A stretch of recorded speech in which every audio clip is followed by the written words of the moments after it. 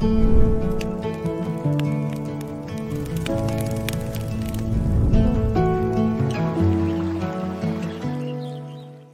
guys, it's a guy from Wanderlust and Free.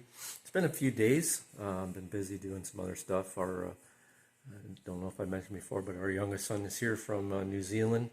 He's come back to Canada for a month, and he's come back to help, tidy up some of his stuff and help us get ready to move.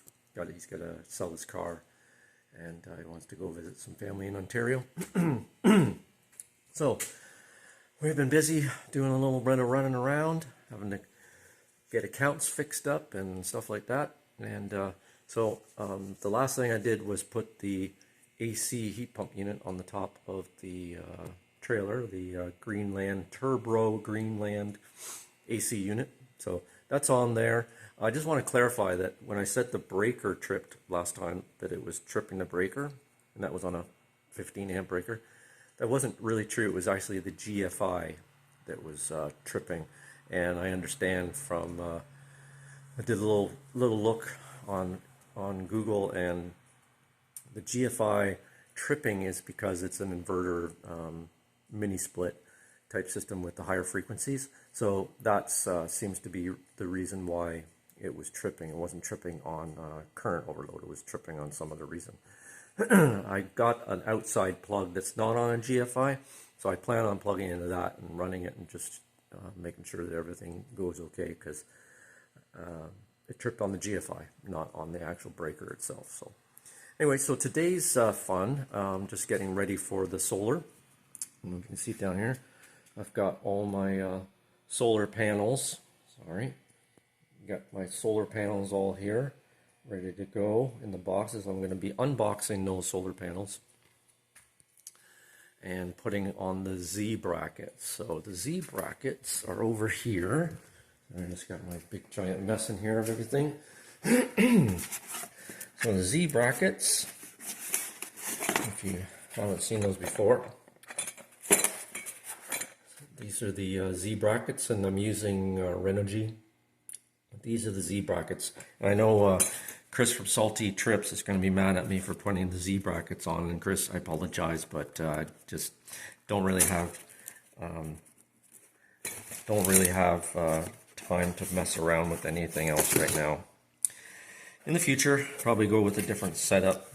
And but anyway, for those of you who are not sure what a Z bracket is, or a Z bracket if you're here in Canada, this is the Z bracket, Z bracket. So I'm going to be installing these onto the solar panels, just getting ready. The more work I do now, the less I got to go up and down the ladders 100 times. The ladder 100 times on top of the roof and back down again. So I'm going to be installing these Z brackets, and that's going to be pretty much it for today, and maybe some other work I've got on this table here. I've got all kinds of stuff. I got breakers and switches and monitors and all kinds of stuff on this table.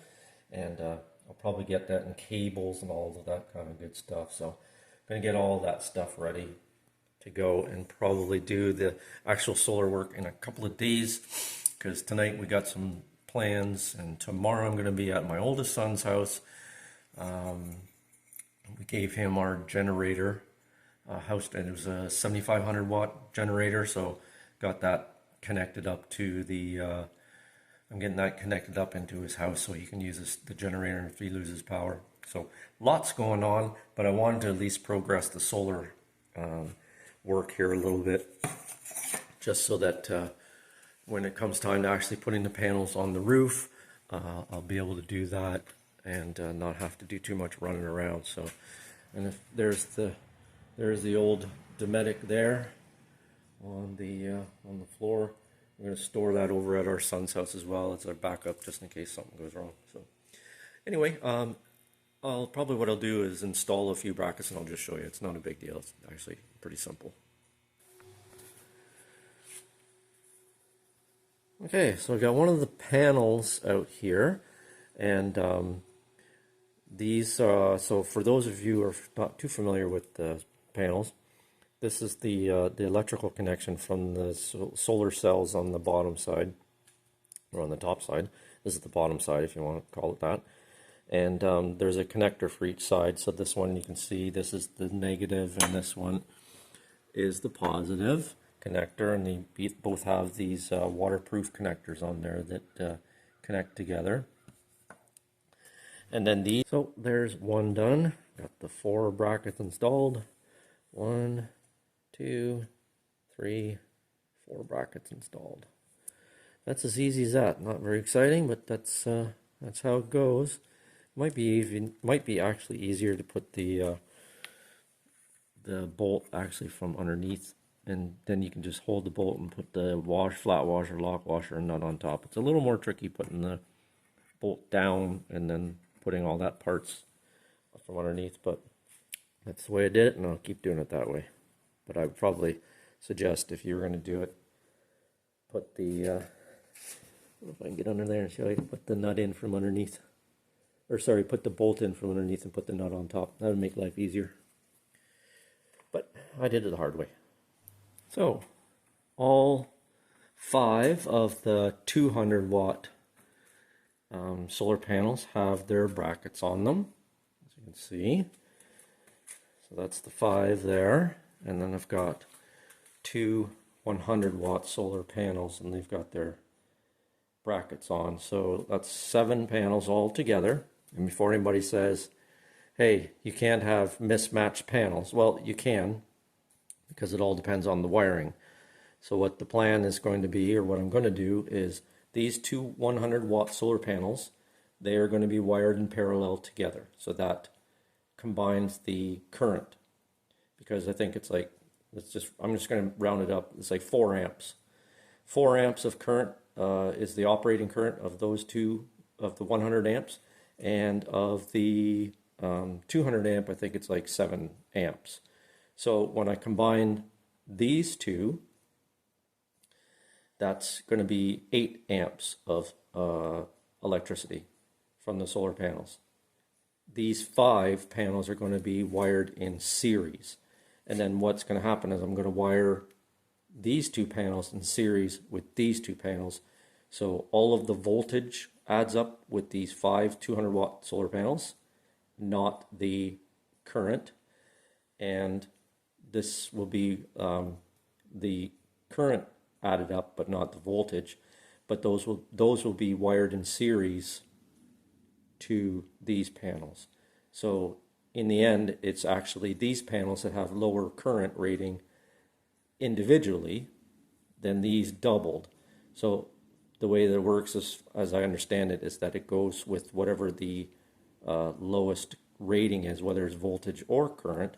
And so therefore these two actually will have a higher current rating than these, so it won't hurt the overall rating of the system, voltage, that is the power and the watts.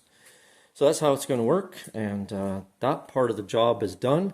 And next I'm going to go through all my breakers and monitors and wire and just make sure I got everything ready to go, so that when it's time to put these on the roof, I won't have to do too much except just put them up and fasten them to the roof and wire them up.